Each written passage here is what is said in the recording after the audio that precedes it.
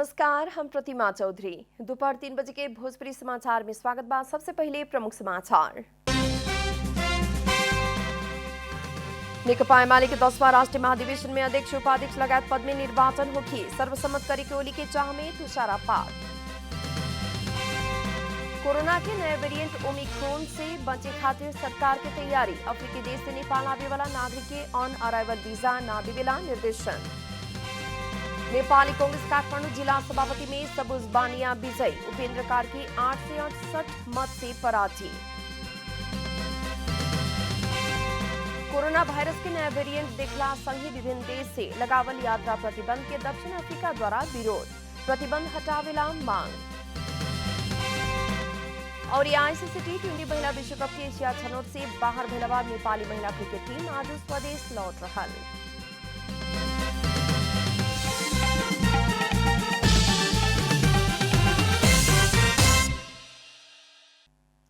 आप पूरा समाचार।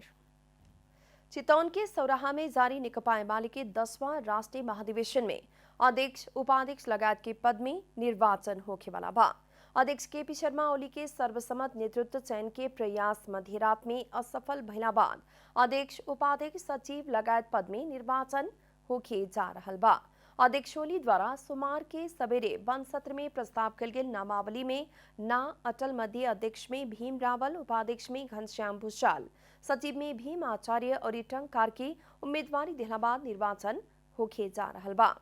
वरिष्ठ उपाध्यक्ष, महासचिव और उप महासचिव सहित ओली द्वारा प्रस्ताव कल गेल 5 जने के नाम में थप उम्मीदवारी ना पड़ल कारण निर्विरोध होखे के लगभग सुनिश्चित भइला पर भी ओकरा अलावा 14 पदाधिकारी खातिर निर्वाचन होखे के निश्चित देखल गए। निर्वाचन आयोग के प्रमुख विजय सुब्बा जानकारी देहने मतदान सोमवार के रात 9 बजे से मंगर के सवेरे 3 बजे तक तय कल गेल बाटे। मतदान होइला बाद मतगणना शुरू होगी। अफ्रीकी देश में मिलल कोरोना के नया वेरिएंट ओमिक्रॉन से बचे खातिर सरकार तैयारी शुरू कैले बा। सोमवार के गृह मंत्रालय के प्रवक्ता फणींद्र मणि पोखरेल अफ्रीकी देश में मिलल कोरोना के नया वेरिएंट ओमिक्रॉन से बचे खातिर सरकार द्वारा तीव्र तैयारी शुरू कैल गेल बतौनी है। वहां के नेपाल में कोरोना संक्रमण कायमे रहल कारण और हाल साल देखल गए नए वेरिएंट के कारण अफ्रीकी देश से नेपाल आवे वाला नागरिक सबके ऑन अराइवल वीजा ना देवे खातिर अध्यागमन कार्यालय के और अफ्रीकी देश से यात्रु ना लियावे खातिर विभिन्न एयरलाइन सबके निर्देशन देहल जा चुकल बतौनी है। यहाँ जुन अन अराइवल भिसा दिने सिस्टम थियो त्यसलाई चाहिँ अहिले बन्द गर्नु भनेर हामीले अध्यागमन कार्यालय र हाम्रो त्यहाँ जुन 22वटा एयरलाइन्स छन्, 22-23वटा कति एयरलाइन्स छन्, ती सबै एयरलाइन्सलाई हामीले निर्देशन दिइसकेको अवस्था पनि छ। उसले ल्याउँदा पनि ल्याउँदैन र हामी यहाँ आउनुभयो भने उहाँलाई एन्ट्री रिफ्युज गर्छौँ भनेर चाहिँ हामीले तयारी गरेको छ। प्रवक्ता पोखरेल कोरोना के नया किस्म ओमिक्रॉन के बारे में सीसीएमसी में भी छलफल हो रहल बतौले बानी। वहां के नेपाल भीतरे वाला नाका सब में भी कोरोना वायरस के लक्षण देखल गए बीमार सबके चेक जांच करे खातिर और नजदीक के स्वास्थ्य चौकी पुगावे खातिर भी निर्देशन देहने। नेपाली कांग्रेस काठमाडौँ जिला सभापति में सबुज बानिया विजयी भइल बानी। दोसर प्रतिस्पर्धी उपेन्द्र कार्की के 8 से 68 मत से हरावत बानिया जिला सभापति में निर्वाचित भइनी है। बानिया के 1957 और कार्की के 1089 मत प्राप्त भइल रहे। बानिया के प्रकाशमान सिंह और गगन थापा पक्ष द्वारा समर्थन कल गेल रहे। वही लेखा कार्की के शेर बहादुर देउबा और कृष्ण प्रसाद सिटोला पक्ष के समर्थन रहे। उ लोग पैनल सहित प्रतिस्पर्धा में उतरल रहे। लोग निर्वाचन में बानिया नेतृत्व के पैनल ही विजयी भइल बा। कांग्रेस के काठमांडू जिला उपसभापति में गोकर्ण केसी और राजकुमारी नकर्मी विजयी भइल बानी। केसी के 1922 और नकर्मी के 1829 मत प्राप्त भइल बा। सचिव में इंद्र बहादुर थापा और गोविंद पुडासैनी, वही लेखा सह सचिव में प्राध्यापक डॉक्टर अमिता प्रधान और रोमलाल श्रेष्ठ विजयी भइल बानी। भोजपुरी समाचार में आप छोट विश्राम।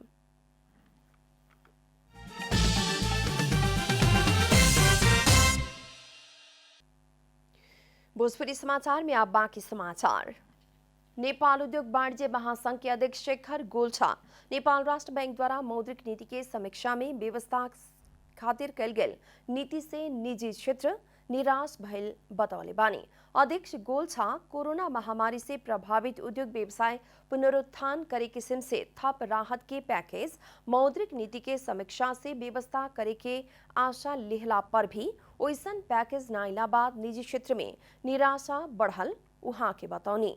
ऐसे सरकार द्वारा लेहल 7% के आर्थिक वृद्धि दर में असर पड़ सके के उहाँ के कहनाम बाटे।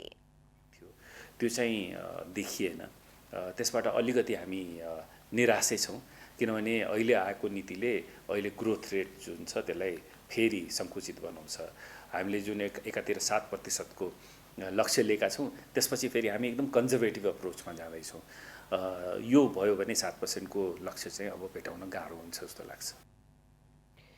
अध्यक्ष गोल्छा कोरोना महामारी से देश के अर्थतंत्र शिथिल बनावल भी बतौनी, लेकिन इतना बड़का चुनौती के बीच में भी देश के अर्थतंत्र पहले के गति में लियावे खातिर उद्योगी व्यवसाय सफल भइल उनकर कहनाम बा।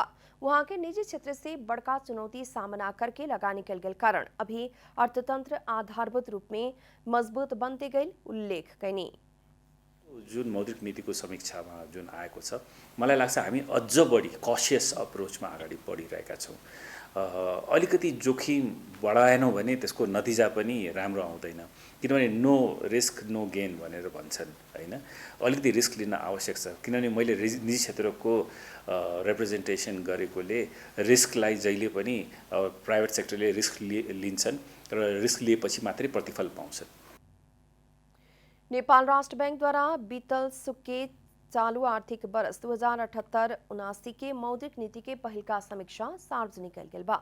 मौद्रिक नीति में बैंक तथा वित्तीय संस्था सबसे कर्जा निक्षेप अनुपात CD रेशियो 2079 असार अंतिम तक निर्धारित सीमा भीतरे कायम करे के कार्ययोजना संचालक समिति से स्वीकृत करा के राष्ट्र बैंक समक्ष पेश करके ओकर कार्यान्वयन करे पड़े के नया व्यवस्था कल गेल बा।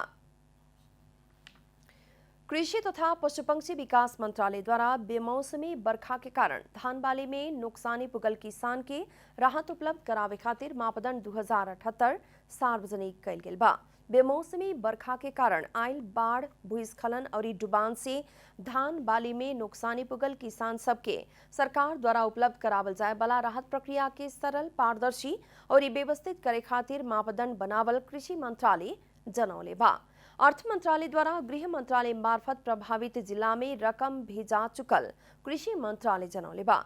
मापदंड मुताबिक धान बाली में पूर्ण रूप में नुकसानी पुगल छोट किसान के उत्पादन लागत के 65%, मध्यम किसान के 30%, बड़का किसान के 20% और आंशिक रूप में नुकसानी पुगल बड़का, मध्यम और छोट किसान के उत्पादन लागत के 20% राहत देवे के मापदंड में उल्लेख कल गेल बा। राहत प्राप्त करे खातिर किसान के अपने जग्गा भइला पर ओकर कित्ता नंबर और क्षेत्रफल खुली किस्म से जग्गा धनी प्रमाण पुर्जा के प्रतिलिपि, नुकसानी के विवरण, नागरिकता के प्रमाण पत्र और कमीशन के बैंक खाता विवरण पेश करे के पड़ी। सर्लाही के बलरा नगरपालिका 9 अचलगढ़ में कांग्रेस के वार्ड अधिवेशन स्थल में दो समूह बीच विवाद भइला बाद गोली चलल बा। इतवार के दोपहर अधिवेशन चलत समय कांग्रेस नेता और प्रदेश सरकार के महिला बाल बालिका युवा तथा खेलकूद मंत्री वीरेंद्र प्रसाद सिंह अधिवेशन स्थल पुगल बेरिया कांग्रेस नेता एवं सर्लाही क्षेत्र नंबर 4 के प्रतिनिधि सभा सदस्य डॉक्टर अमरेश कुमार सिंह और प्रदेश सरकार के मंत्री सिंह के कार्यकर्ता के बीच हाथ पात भइला बाद मंत्री सिंह के अंगरक्षक एक राउंड हवाई फायर कैले रहने। हवाई फायर के बाद भइल विवाद के क्रम में झड़प भइला बाद प्रहरी हवलदार रामचंद्र खंग और सहयोगी रामचंद्र महतो घायल भइल बाड़न सन। घायल दोनों जने के जिला अस्पताल मलंगवा में इलाज चल रहा बा। मंत्री सिंह डॉक्टर अमरेश कुमार सिंह निकट के कार्यकर्ता से मतदान अधिकृत के नियंत्रण में लेके इकलौती समिति चयन करे ना मिला बाद अपने और आपन कार्यकर्ता के ऊपर आक्रमण के आरोप लगौले बानी। अब आर्थिक समाचार।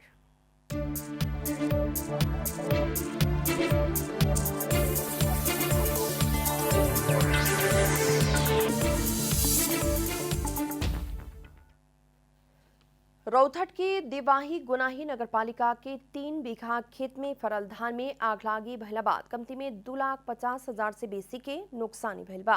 देवाही गुनाही साथ प्रेमपुर गुनाही के बुधाई राय यादव के दौनी करे खातिर रहल खलिहान में राखल धान के भारी में आग लागी भइल हा।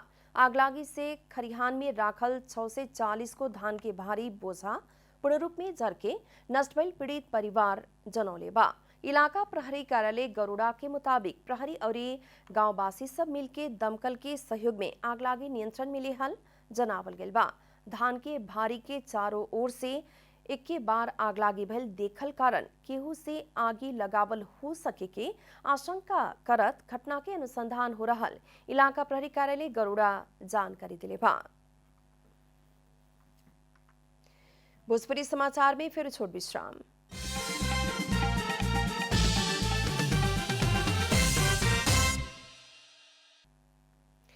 भोजपुरी समाचार में अब अंतर्राष्ट्रीय समाचार।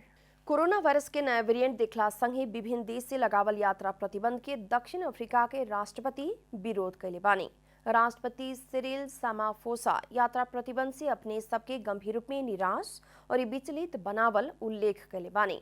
यात्रा प्रतिबंध अन्याय रहल और तत्काल खोली खातिर वहां की मांग कैले बानी। यात्रा प्रतिबंध संक्रमण रोकेला प्रभावकारी ना होके के भी वहां के दावी बाटे। अपना सबके अर्थतंत्र में थप हानि होके से पहले ही यात्रा प्रतिबंध फुकुआ खातिर वहां के आग्रह कैले बानी।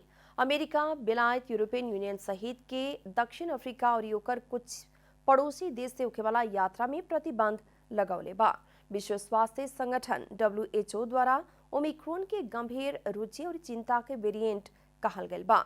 WHO द्वारा यात्रा प्रतिबंध से भी विज्ञान में आधारित सावधानी के उपाय सब अपनावे खातिर आग्रह कल गल बा।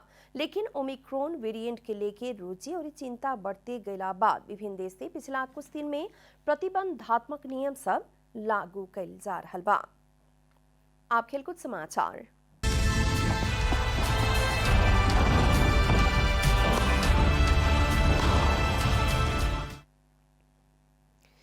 ICC T20 महिला विश्व कप के एशिया छनौट से ही बाहर भइल नेपाली महिला टीम आज स्वदेश लौट रहल बा।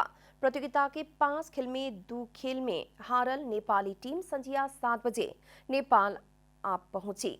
पहिलका बार T20 महिला विश्व कप के ग्लोबल छनौट में स्थान बनावे के लक्ष्य के साथ दुबई पुगल नेपाली महिला टीम पहिलका खेल में ही हांगकांग के साथ 6 विकेट से हारल रहे।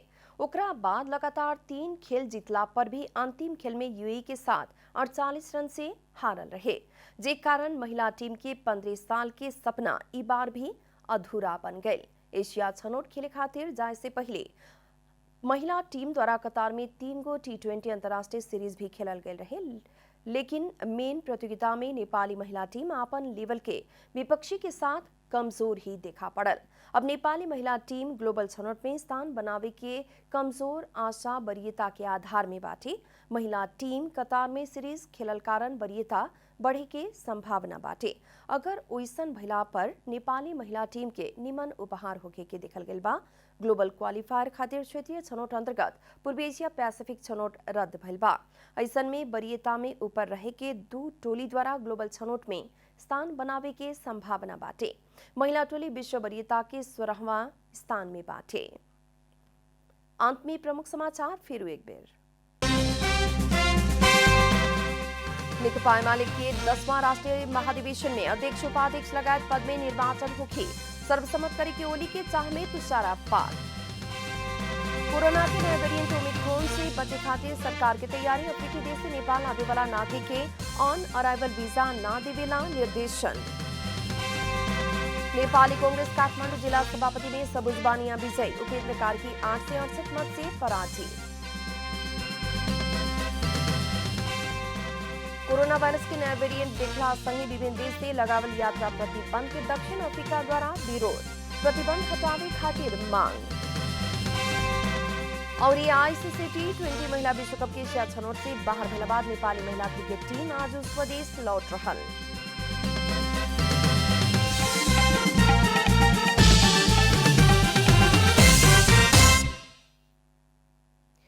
भोजपुरी समाचार अभी खातिर इतना ही। जनता द्वारा जनता खातिर प्रसारित जनता टेलीविजन देखत रही। नमस्कार।